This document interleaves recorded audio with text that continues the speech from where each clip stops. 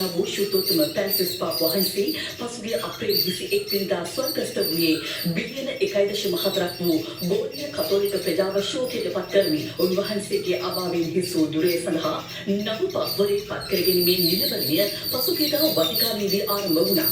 ඒ පාපවරයන් සඳහා ඡන්දය භාවිත කළ හැකි වයස අවුරුදු 80ට අඩු කාර්යනිරවරු 133 දෙනාගේ සහභාගීත්වයෙන් ලොකු වඩාත්ම රහසිගත ඡන්දය ලෙස සැලකෙන පාපවරණයේ එක්වන කාර්යනිරවරුන් ඊට පෙර සිය රහස්‍යභාවය සම්බන්ධ දියුණුව ලබා දුන්නා.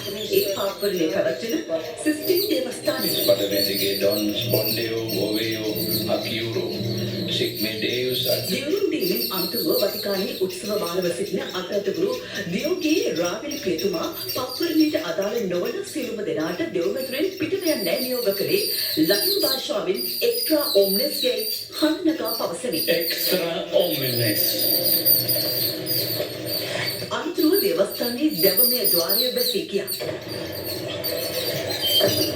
පාපවරණයට එක්වන කාර්යනිරවරුන් කුඩා පත්‍රිකාවක සිය අභිමතය ලියා දක්වන බවත් එම කුඩා පත්‍රිකාවල සඳහන් ඡන්ද ගණනය කිරීමෙන් අනතුරුව එම පත්‍රිකා නිර්ත වීමත් වතිකාන සම්ප්‍රදාය අනුව සිදු කෙරෙනවා. රහසිගතව පැවැත්වෙන පාපවරණයේ ප්‍රතිඵල පළමු වරට ලෝකයට සංකේතවත් කෙරෙන්නේ මෙලෙස පොලිස්වන ඡන්ද පත්‍රිකාවල දුමාරය සිස්ටින් දේවස්ථානයේ දුම් කවුලෙන් පිටවන ස්වභාවය අනුවයි. එම දුමාරයේ කළුපැහ නම් නව පාපවරයෙක් පත් කර ගැනීමට ප්‍රමාණවත් ඡන්ද ලැබී නැති බව පැවසෙන අතර යම් හේකින් එම දුමාරය සුදු පැහැනම් නව පාපවරයෙක් තුන්දාගත් බවත් සංකේතවත් කෙරෙනවා. මේ ඓතිහාසික අවස්ථාව දැක ගැනීමට දහස් සංඛ්‍යාත කතෝලිකයන් පිරිසක් ශාන්ත පීතර චතුරස්‍රයට රැස්ව සිටියේ ඒ අනුවයි. කෙසේ නමුත් පළමු පාපවරණයේ ඡන්දය අසාර්ථක වූ බවට අනාවරණ කරමින් සිස්ටින් දෙවතුරේ දුම්කාරයෙන් කම්පැල දුමාරයක් පිටවුයේ වෙලෙසි.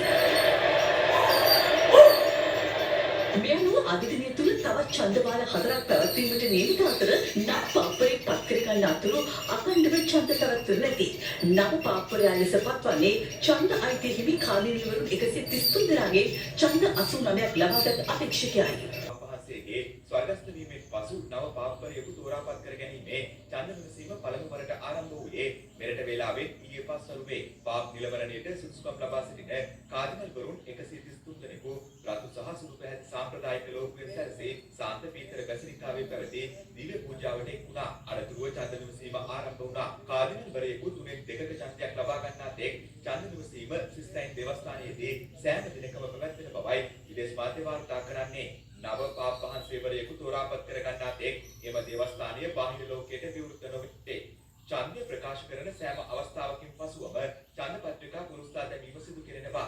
දේවස්ථානයේ චිමිනියෙන් කළු දුමාරය පිටවීමෙන් හැඟවෙන්නේ ඡන්දය තීරණයකින් තොර බවයි.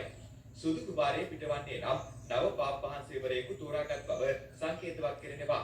මෙම ඡන්ද විමසීම ලෝකයේ වඩාත් රහසිගත ඡන්ද විමසීම ලෙසයි සැලකෙන්නේ.